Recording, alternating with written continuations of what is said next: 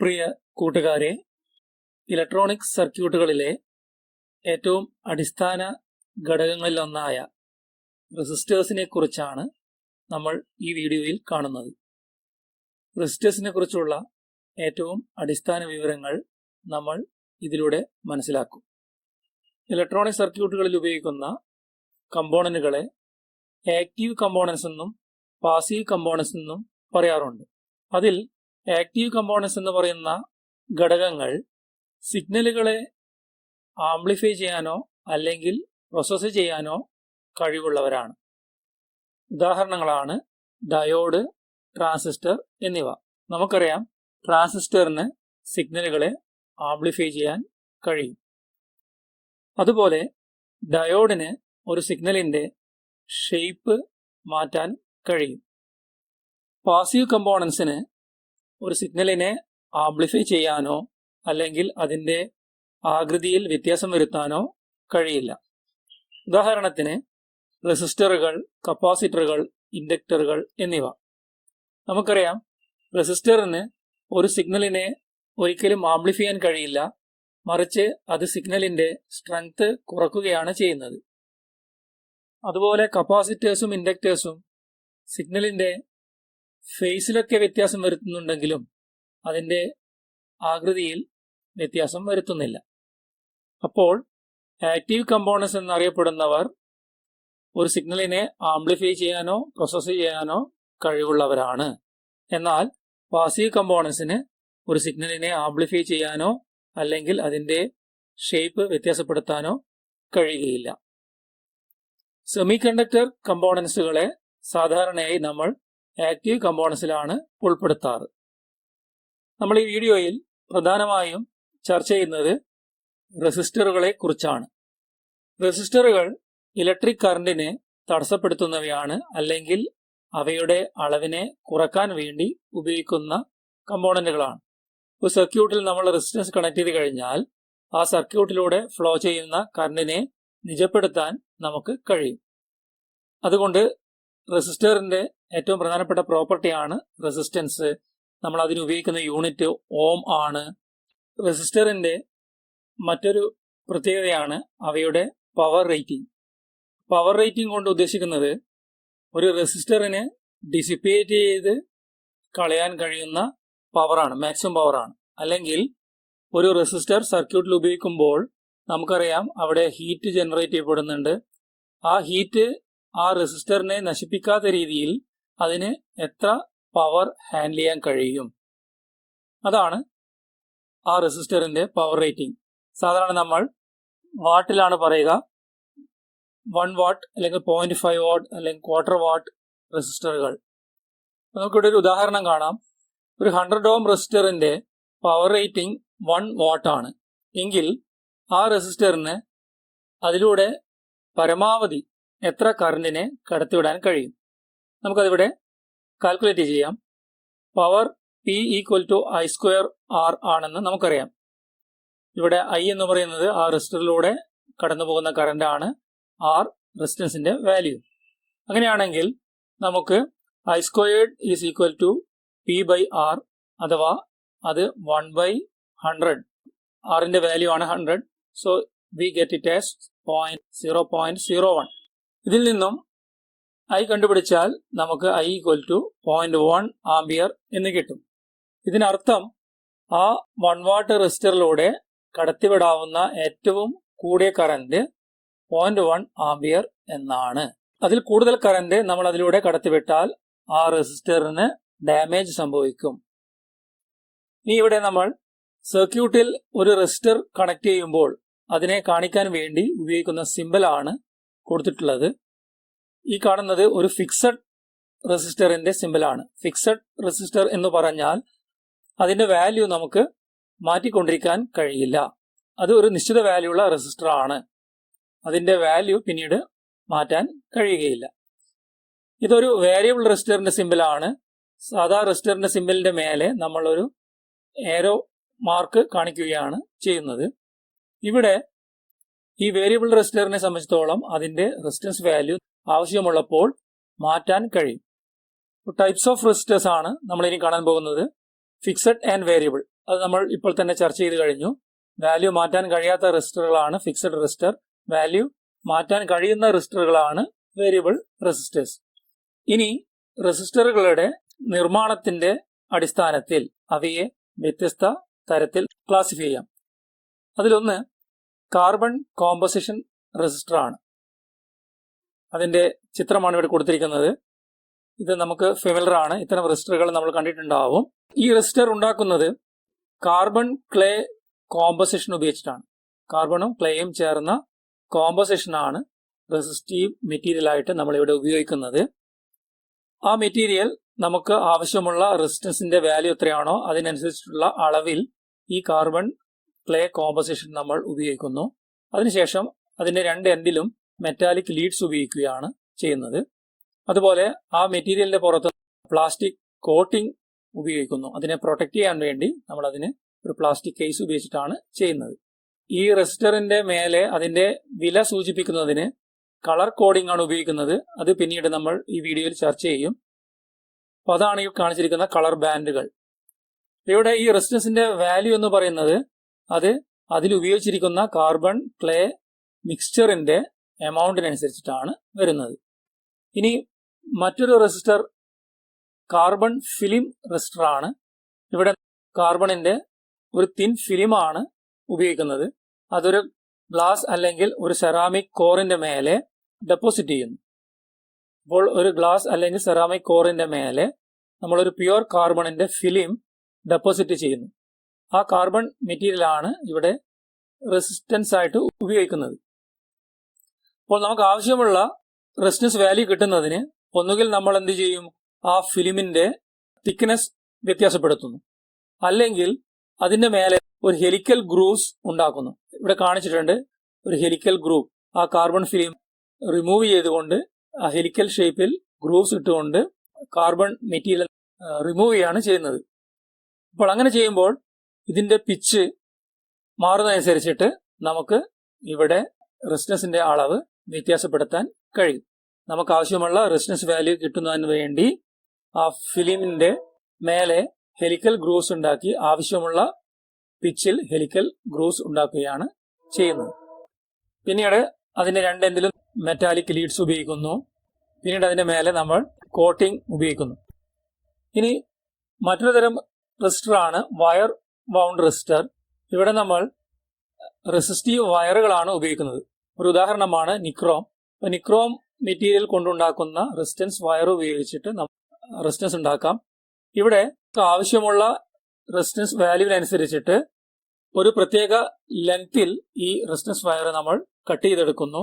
അതിനുശേഷം ഈ വയർ ഒരു സെറാമിക് കോറിന്റെ മേലെ വൈൻഡ് ചെയ്യുന്നു. എന്നിട്ട് അതിന്റെ മേലെ ഗ്ലാസ് പൗഡർ അടങ്ങിയ ഒരു ഇനാമൽ വെച്ചിട്ട് വയർ ബോണ്ട് റെസിസ്റ്ററിന്റെ മേലെ കോട്ട് ചെയ്യുന്നു, അതിനെ പ്രൊട്ടക്ട് ചെയ്യുന്നതിന് വേണ്ടി. ഇത്തരത്തിലാണ് ഒരു വയർ ബോണ്ട് റെസിസ്റ്റർ നമ്മൾ ഉപയോഗിക്കുന്നത്. ഇതിന്റെ ഒരു പ്രധാന പ്രത്യേകത എന്ന് പറയുന്നത് ഇതിന് ലാർജ് പവർ റേറ്റിംഗ് ഉണ്ട്. 200 വാട്ട് വരെയുള്ള പവർ റേറ്റിംഗ് ഉള്ള വയർ ബോണ്ട് റെസിസ്റ്ററുകൾ ലഭ്യമാണ്. എന്നാൽ നമ്മൾ നേരത്തെ ചർച്ച ചെയ്ത കാർബൺ ടൈപ്പ് റെസിസ്റ്ററുകൾക്ക് ഈ പവർ റേറ്റിംഗ് കുറവാണ്. അവ സാധാരണ 1/4 വാട്ട്, 1/2 വാട്ട്, 1 വാട്ട്, 2 വാട്ട് എന്നിങ്ങനെ കുറഞ്ഞ വാട്ടേജിലാണ് നമുക്ക് ലഭിക്കുന്നത്. ഇനി നമ്മൾ ചർച്ച ചെയ്യുന്നത് റെസിസ്റ്ററുകളുടെ മൂല്യം കാണിക്കുന്നതിന് വേണ്ടി ഉപയോഗിക്കുന്ന ഒരു ടെക്നിക്കാണ്. ഇത് അറിയപ്പെടുന്നത് കളർ കോഡിംഗ് എന്നാണ്. അപ്പോൾ ഈ കാർബൺ റെസിസ്റ്ററുകളുടെ മേലെ അതിന്റെ മൂല്യം പ്രിന്റ് ചെയ്യുക കുറച്ച് പ്രയാസമാണ്. കാരണം വളരെ ചെറിയ ഏരിയ ഉള്ളൂ.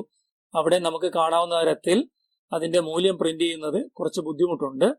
അപ്പൊ അതിനുവേണ്ടി നമുക്ക് എളുപ്പത്തിൽ അതിന്റെ വാല്യൂ മനസ്സിലാക്കുന്നതിന് ഉപയോഗിക്കുന്ന ഒരു ടെക്നിക്കാണ് കളർ കോഡിംഗ്. നമ്മൾ ആ റെസിസ്റ്ററിന്റെ മേലെ വ്യത്യസ്ത കളറുകളുള്ള കളർ സർക്കിൾസ് ആണ് മാർക്ക് ചെയ്യുന്നത്. ആ കളർ നോക്കി അതിന്റെ വില മനസ്സിലാക്കിയിട്ടാണ് ആ റെസിസ്റ്റൻസിന്റെ മൂല്യം നമ്മൾ കണ്ടുപിടിക്കുന്നത്. അതിന് നമ്മളെ സഹായിക്കുന്ന ഒരു ടേബിൾ ആണ് ഇവിടെ കാണിച്ചിരിക്കുന്നത്. ഈ ടേബിളിന്റെ ഒന്നാമത്തെ കോളത്തിൽ കളറുകൾ കൊടുത്തിട്ടുണ്ട്. ഈ കളറുകൾ black, brown, red, orange, yellow, green, blue, violet, grey, white. അതനുസരിച്ചിട്ട് നമ്മളിവിടെ അതിന്റെ കോഡ് ആണ് രണ്ടാമത്തെ കോളത്തിൽ. ബ്ലാക്കിന്റെ കോഡാണ് 0, ബ്രൗണിന്റെ കോഡ് 1, റെഡിന്റെ കോഡ് 2 എന്നിങ്ങനെയാണ് ഈ ടേബിളിൽ കൊടുത്തിരിക്കുന്നത്.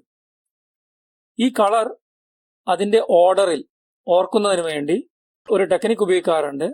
അത് പറയുന്നത് എങ്ങനെയാണ്: BB Roy, great Britain, very good wife. അതായത് ഈ കാണിച്ചിരിക്കുന്ന കളറുകളുടെ ആദ്യത്തെ ലെറ്റർ ഉപയോഗിച്ചിട്ടാണ് നമ്മൾ ഈ സിസ്റ്റം ഉണ്ടാക്കുന്നത്. ഇവിടെ കാണാം ബ്ലാക്കിന്റെയും ബ്രൗണിന്റെയും BB, റെഡിന്റെ R, ഓറഞ്ചിന്റെ O, യെലോയുടെ Y, ഗ്രീനിന്റെ G. അപ്പൊ അങ്ങനെയാണെങ്കിൽ നമുക്ക് ഇതിനെ കൂട്ടി വായിക്കാം: BB Roy, great Britain, very good wife. ഇത്തരത്തിൽ നമുക്ക് ഈ കളറുകളെ ഓർത്തെടുക്കാൻ കഴിയും. ഇവിടെ അതിന്റെ കോഡ് എന്ന് പറയുന്നത് കൃത്യമായ ഓർഡറിലാണ് 0, 1, 2, 3, 4, 5, 6, 7, 8, 9. ഇനി ഇവിടെ മൂന്നാമത്തെ കോളത്തിൽ കാണിച്ചിരിക്കുന്നത് മൾട്ടിപ്ലയർ ആണ്. എന്ന് പറഞ്ഞാൽ ഒരു 4 ബാൻഡ് കളർ കോഡിംഗ് സിസ്റ്റത്തിൽ ആദ്യത്തെ 3 കളറുകൾ ആ റെസിസ്റ്റൻസിന്റെ വിലയെ സൂചിപ്പിക്കാനും നാലാമത്തെ കളർ ആ റെസിസ്റ്റൻസിന്റെ ടോളറൻസിനെ സൂചിപ്പിക്കാനുമാണ് ഉപയോഗിക്കുന്നത്. അങ്ങനെ വരുമ്പോൾ ആ 3 കളർ ഉപയോഗിച്ചുകൊണ്ട് റെസിസ്റ്റൻസിന്റെ മൂല്യം സൂചിപ്പിക്കുമ്പോൾ അവിടെ മൂന്നാമത്തെ കളർ മൾട്ടിപ്ലയർ ആയിട്ടാണ് ഉപയോഗിക്കുന്നത്. അപ്പൊ ആ മൂന്നാമത്തെ കളർ സൂചിപ്പിക്കുന്ന കോഡ് എത്രയാണോ അതിനെ 10ന്റെ പവർ ആയിട്ടാണ് സൂചിപ്പിക്കുക. ഉദാഹരണത്തിന് ബ്ലാക്കിന്റെ കോഡ് 0 ആണ്.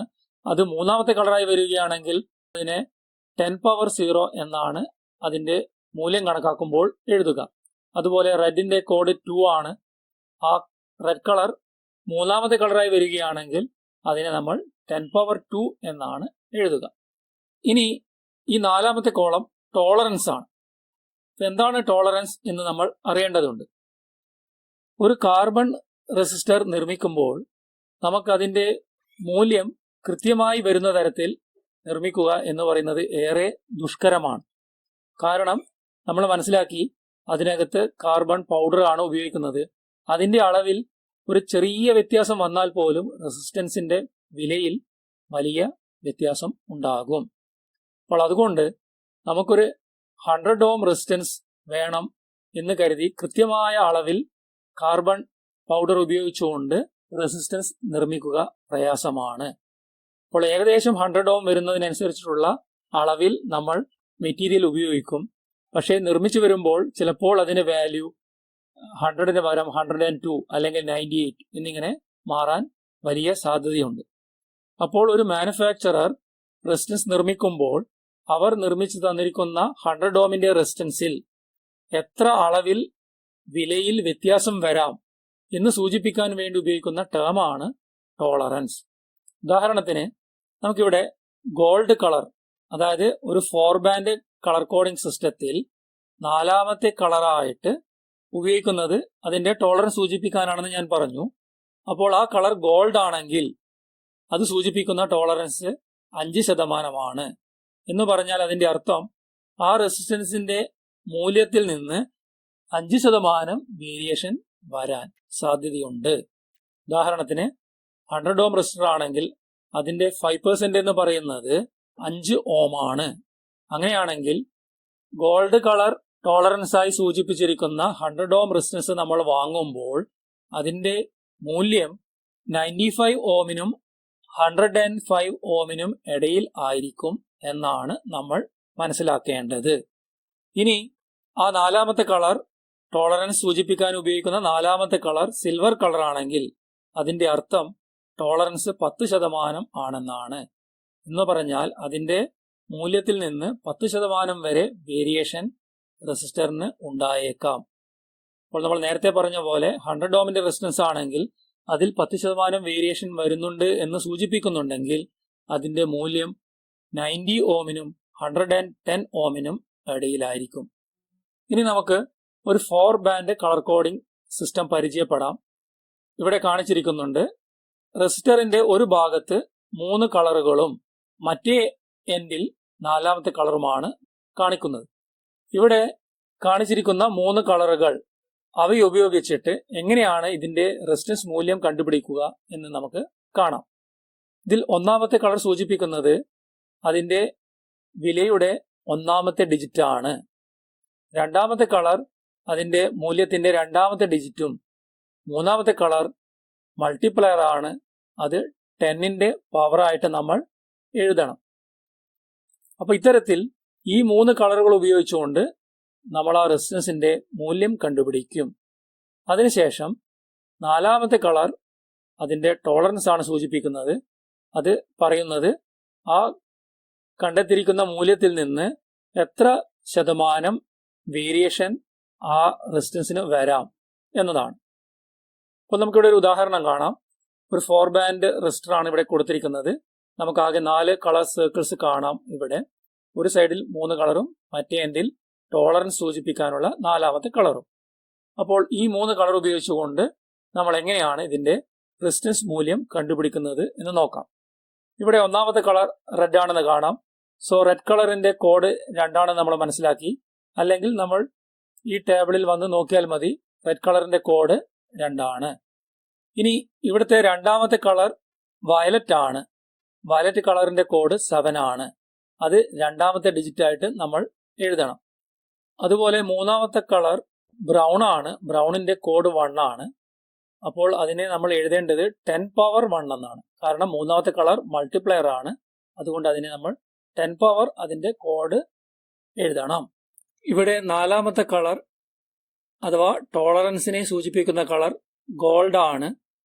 ഗോൾഡിന്റെ ടോളറൻസ് 5% ആണ്. അങ്ങനെയാണെങ്കിൽ നമുക്കിതിന്റെ വാല്യൂ എത്രയാണെന്ന് നോക്കാം. ഒന്നാമത്തെ കളർ റെഡ് ആയിരുന്നു. അതിന്റെ കോഡ് 2.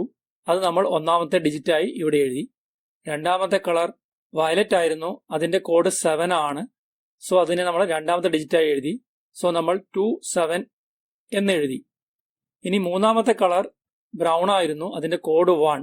അതിനെ നമ്മൾ മൾട്ടിപ്ലയർ ആയിട്ടാണ് എഴുതുന്നത്. അതുകൊണ്ട് അതിനെ 10 പവർ 1 എന്ന് എഴുതി. സോ അതിന്റെ വാല്യൂ നമുക്ക് 27 × 10⁻⁴ അഥവാ 270 എന്ന് കിട്ടും. ഇനി 4th കളർ ഗോൾഡ് ആയിരുന്നു. അത് സൂചിപ്പിക്കുന്നത് 5% ടോളറൻസ് ഈ റെസിസ്റ്ററിനുണ്ട് എന്നാണ്. അതുകൊണ്ട് നമ്മൾ അതിനെ 270 ഓം ±5% എന്ന് എഴുതി. ഇനി 270യുടെ 5% എത്രയാണ്? അത് 13.5 എന്ന് നമുക്ക് കണക്കൂട്ടാം. അങ്ങനെയാണെങ്കിൽ ഈ റെസിസ്റ്ററിന്റെ വാല്യൂ 270യിൽ നിന്ന് 13.5 മൈനസ് ചെയ്ത് കഴിഞ്ഞാൽ 256.5 ഓം എന്ന് കിട്ടും. അതുപോലെ 270യോട് 5% കൂട്ടിയാൽ, അതായത് 13.5 കൂട്ടിയാൽ 283.5 ഓം എന്നും കിട്ടും. അതുകൊണ്ട് ഈ റെസിസ്റ്റൻസിന്റെ വാല്യൂ 256.5 ഓമിനും 283.5 ഓമിനും ഇടയിലായിരിക്കും എന്നാണ് നമ്മൾ മനസ്സിലാക്കേണ്ടത്. ഇനിയൊരു 5 ബാൻഡ് കളർ കോഡിംഗ് നമുക്ക് പരിചയപ്പെടാം. ഇവിടെ 5 ബാൻഡ് കളർ കോഡിംഗ് സിസ്റ്റത്തിൽ റെസിസ്റ്ററിന്റെ മൂല്യം സൂചിപ്പിക്കുന്നതിന് ആകെ 4 കളറുകൾ ഉപയോഗിക്കും. അവ ഒരു ഭാഗത്ത് ക്രമീകരിച്ചിരിക്കുന്നു. മറ്റേ ഭാഗത്ത് നേരത്തെ പറഞ്ഞ പോലെ 5ാമത്തെ കളർ കാണിച്ചിട്ടുണ്ട്. അത് ടോളറൻസിനെ സൂചിപ്പിക്കാനാണ്. 1ാമത്തെ കളർ റെസിസ്റ്റൻസ് വാല്യൂയുടെ 1ാമത്തെ ഡിജിറ്റ് ആണ്. 2ാമത്തെ കളർ 2nd ഡിജിറ്റ് ആണ്. 3rd കളർ 3rd ഡിജിറ്റ് ആണ്. 4th കളർ മൾട്ടിപ്ലയർ ആണ്. ഇവിടെ മൂല്യം സൂചിപ്പിക്കാൻ 4 കളറുകൾ ഉപയോഗിക്കുന്നത് കൊണ്ട് കുറച്ചുകൂടെ കൃത്യമായി നമുക്ക് റെസിസ്റ്റൻസ് വാല്യൂ സൂചിപ്പിക്കാൻ കഴിയും. ഇതാണ് 5 ബാൻഡ് കളർ കോഡിങ്ങിന്റെ ഒരു അഡ്വാൻറ്റേജ്. 4 ബാൻഡ് കളർ കോഡിംഗ് സിസ്റ്റത്തെക്കാളും കുറച്ചും കൂടെ കൃത്യമായി നമുക്ക് റെസിസ്റ്റൻസ് വാല്യൂ സൂചിപ്പിക്കാൻ കഴിയും. ഇവിടെ നമുക്കൊരു ഉദാഹരണം പരിചയപ്പെടാം. ഒരു 5 ബാൻഡുള്ള റെസിസ്റ്റൻസ് ആണ് കാണിച്ചിരിക്കുന്നത്. ഇവിടെ നിങ്ങൾക്ക് കാണാം 4 കളറുകൾ ഒരു സൈഡിലുണ്ട്. 5ാമത്തെ കളർ ഓപ്പോസിറ്റ് സൈഡിലും ഉണ്ട്. ഇവിടെ 1ാമത്തെ കളർ ബ്രൗൺ ആണ്. അതിന്റെ കോഡ് 1 ആണ്. 2nd കളർ ബ്ലാക്ക് ആണ്. നമുക്കറിയാം കോഡ് 0 ആണ്. 3ാമത്തെ കളറും ബ്ലാക്ക് ആണ്. അതുകൊണ്ട് കോഡ് 0.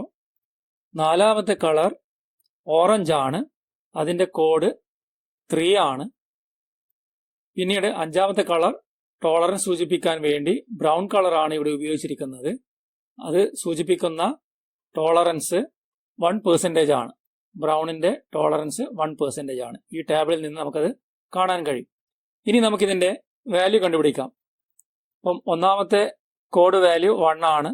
നമ്മൾ 1 എന്ന് എഴുതി. 2ാമത്തെ ഡിജിറ്റ് 0, ബ്ലാക്ക് ആയതുകൊണ്ട് 0 എന്ന് എഴുതി. 3ാമത്തെ ഡിജിറ്റ് വീണ്ടും കളർ 0 ആയതുകൊണ്ട് 0 എന്ന് എഴുതി. സോ 100 എന്ന് എഴുതി. അതിനുശേഷം 4ാമത്തെ കളർ ഓറഞ്ച് ആണ്. അതിന്റെ കോഡ് 3 ആണ്. അതിനെ 10 പവർ 3 എന്ന് നമ്മൾ എഴുതി. സോ 100 ഇൻറ്റു 10⁻³ ആണ്, അല്ലെങ്കിൽ 100 കിലോ ഓം ആണ് ഈ റെസിസ്റ്റൻസിന്റെ വാല്യൂ. അതിനുശേഷം ബ്രൗൺ കളർ കൊണ്ട് ടോളറൻസ് കാണിച്ചത് കൊണ്ട് ഇതിന് 1% ടോളറൻസും ഉണ്ടാകും. 100 കിലോ ഓമിന്റെ 1% എന്ന് പറയുന്നത് 1 കിലോ ഓം ആണ്. അങ്ങനെയാണെങ്കിൽ ഈ റെസിസ്റ്റൻസിന്റെ വില 99 കിലോ ഓമിനും 101 കിലോ ഓമിനും ഇടയിൽ മാറാൻ സാധ്യതയുണ്ട്. ഇങ്ങനെയാണ് കളർ കോഡിംഗ് സിസ്റ്റം ഉപയോഗിച്ചുകൊണ്ട് നമ്മൾ ഒരു റെസിസ്റ്റൻസിന്റെ വില കണ്ടുപിടിക്കുന്നത്. ഇനി വേരിയബിൾ റെസിസ്റ്ററിനെ കുറിച്ചാണ് നമ്മൾ കാണുന്നത്. സാധാരണഗതിയിൽ കുറച്ച് വലിപ്പമുള്ള ലാബുകളിലൊക്കെ ഉപയോഗിക്കുന്ന വേരിയബിൾ റെസിസ്റ്ററുകളെ നമ്മൾ റിയോസ്റ്റാറ്റ് എന്നാണ് വിളിക്കുന്നത്. നിങ്ങൾക്കതിന്റെ ചിത്രം ഇവിടെ കാണാം. ഇതാണ് ഒരു റിയോസ്റ്റാറ്റ്. അതുപോലെ വലിപ്പം കുറഞ്ഞ ഇലക്ട്രോണിക് സർക്യൂട്ടുകളിൽ ഉപയോഗിക്കുന്ന വേരിയബിൾ റെസിസ്റ്ററുകളെ നമ്മൾ പൊട്ടൻഷ്യോമീറ്റർ അല്ലെങ്കിൽ ചുരുക്കിയിട്ട് POT പോട്ട് എന്ന് നമ്മൾ വിളിക്കും. ഇവിടെ നമ്മൾ ഈ ചിത്രങ്ങളിൽ കാണുന്നത് ഒരു റിയോസ്റ്റാറ്റ് ആണ്. റിയോസ്റ്റാറ്റിന്റെ ഉള്ളിൽ റെസിസ്റ്റൻസ് വയർ ഉപയോഗിച്ചിട്ട് വൈൻഡ് ചെയ്തിരിക്കുകയാണ്. ഒരു ഫ്രെയിമിന്റെ മേലെ റെസിസ്റ്റൻസ് വയർ ഉപയോഗിച്ചിട്ട് വൈൻഡ് ചെയ്തിരിക്കുന്നതാണ് നിങ്ങൾക്ക് ഇവിടെ കാണാൻ കഴിയുന്നത്. കോയിൽ ഓഫ് വയർ എന്ന് കാണിച്ചിട്ടുണ്ട്. ഇതിന് ആകെ 3 ടെർമിനലുകൾ ഉണ്ടാവും. ടെർമിനൽ A അത് ഈ റെസിസ്റ്റൻസ് വയറിന്റെ ഒരു എൻഡ് ആണ്. ടെർമിനൽ B ആ റെസിസ്റ്റൻസ് വയറിന്റെ മറ്റേ എൻഡ് ആണ്. പിന്നീടുള്ളത് ഒരു സ്ലൈഡിംഗ് കോണ്ടാക്ട് ആണ്. ഈ സ്ലൈഡിംഗ് കോണ്ടാക്റ്റിനെ നമുക്ക് ഈ ഒരു എൻഡിൽ നിന്ന് മറ്റേ എൻഡിലേക്ക് സ്ലൈഡ് ചെയ്ത് കൊണ്ടുപോകാൻ കഴിയും.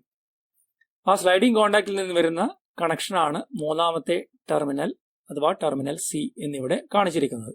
ഈ ടെർമിനൽ Aക്കും ടെർമിനൽ Cക്കും ഇടയിൽ കണക്ഷൻ എടുത്തു കഴിഞ്ഞാൽ അതിൽ ഉൾപ്പെടുന്ന റെസിസ്റ്റൻസ് എന്ന് പറയുന്നത് ഇവിടെ തൊട്ട് ഈ പോയിന്റ് തൊട്ട് ഇവിടം വരെ എത്തുന്ന റെസിസ്റ്റൻസ് വയറിന്റെ ഭാഗമാണ്. അതായത് ഇതിനെ ഒരു സർക്യൂട്ടിൽ കണക്ട് ചെയ്യുകയാണെങ്കിൽ കറന്റ് ഫ്ലോ ചെയ്യുന്നത് റെസിസ്റ്റൻസിന്റെ ഈ പോയിന്റിൽ നിന്ന് തുടങ്ങി ഇവിടം വരെ മാത്രമാണ്. ഇവിടെ എത്തുമ്പോൾ സ്ലൈഡിംഗ് കോണ്ടാക്ട് വഴി കറന്റ് കയറി ഈ ടെർമിനൽ സിയിലൂടെ പുറത്തേക്ക് പോകും. അഥവാ ഈ റിയോസ്റ്റാറ്റിലെ ഇത്രയും ഭാഗത്തുള്ള റെസിസ്റ്റൻസ് സർക്യൂട്ടിൽ വരുന്നില്ല. ഇനി സ്ലൈഡിംഗ് കോണ്ടാക്ട് നമ്മൾ കുറച്ച് ഇങ്ങോട്ട് മാറ്റിക്കഴിഞ്ഞാൽ ഈ പോയിന്റ് വരെ മാറ്റിക്കഴിഞ്ഞാൽ അപ്പോൾ റെസിസ്റ്റൻസിന്റെ ഇവിടെ തൊട്ട് ഇവിടം വരെയുള്ള ഭാഗം സർക്യൂട്ടിന്റെ ഭാഗമാകും. അത്തരത്തിൽ വ്യത്യസ്ത റെസിസ്റ്റൻസുകൾ ആവശ്യമെങ്കിൽ നമ്മൾ ഈ സ്ലൈഡിംഗ് കോണ്ടാക്റ്റിനെ അങ്ങോട്ടും ഇങ്ങോട്ടും മാറ്റിയാൽ മതി. ഇനി ഇലക്ട്രോണിക് സർക്യൂട്ടുകളിൽ ഉപയോഗിക്കുന്ന വേരിയബിൾ റെസിസ്റ്റൻസ് ആയ പൊട്ടൻഷ്യോമീറ്റർ ആണ് ഇവിടെ കൊടുത്തിരിക്കുന്നത്. ഇവിടെ നിങ്ങൾക്ക് കാണാം ഒരു നോബ് ഉണ്ട്. അത് നമ്മൾ തിരിച്ചു കഴിഞ്ഞാൽ അതിന്റെ ഉള്ളിൽ റെസിസ്റ്റൻസ് മാറുന്നതായിരിക്കും. അപ്പോൾ അതിന്റെ ഇന്നർ ചിത്രമാണ് ഇവിടെ കാണിച്ചിരിക്കുന്നത്. അതിൻ്റെ അകത്തുള്ള റെസിസ്റ്റൻസിനെ കാണിച്ചിരിക്കുന്നു. പിന്നീട് ഇതാണ് ആ റെസിസ്റ്റീവ് ട്രാക്ക്. റെസിസ്റ്റൻസ് മെറ്റീരിയൽ കൊണ്ടുണ്ടാക്കിയിരിക്കുന്ന ട്രാക്കാണിത്. അവിടെ ഒരു മൂവബിൾ കോണ്ടാക്ട് അല്ലെങ്കിൽ നമുക്ക് റൊട്ടേറ്റ് ചെയ്യാവുന്ന ഒരു വൈപ്പർ കോണ്ടാക്ട് ഉണ്ട്. ആ കോണ്ടാക്ട് മാറ്റുന്നതനുസരിച്ചിട്ട് നമുക്ക് റെസിസ്റ്റൻസിന്റെ മൂല്യം വ്യത്യാസപ്പെടുത്താൻ കഴിയും.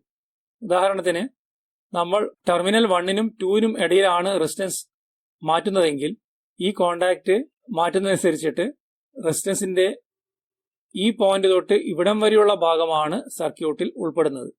അതായത് റെസിസ്റ്റൻസിന്റെ ഈ പോയിന്റ് തൊട്ട് മൂവബിൾ കോണ്ടാക്ട് വരെയുള്ള ഭാഗമാണ് സർക്യൂട്ടിൽ ഉൾപ്പെടുന്നത്. അതിനുശേഷമുള്ള ഭാഗം സർക്യൂട്ടിൽ ഉൾപ്പെടുന്നില്ല. ഈ ആ വൈപ്പർ കോണ്ടാക്ട് നമ്മൾ ഇങ്ങേ എൻഡിലേക്ക് വെക്കുകയാണെങ്കിൽ അവിടം വരെയുള്ള ഭാഗ റെസിസ്റ്റൻസ് ഈ സർക്യൂട്ടിൽ ടെർമിനൽ 1നും 2നും ഇടയിൽ ഉൾപ്പെടുന്നതാണ്. ഇത്രയും കാര്യങ്ങളാണ് നമ്മൾ ഇന്ന് ഈ വീഡിയോയിൽ ചർച്ച ചെയ്തത്. So thank you.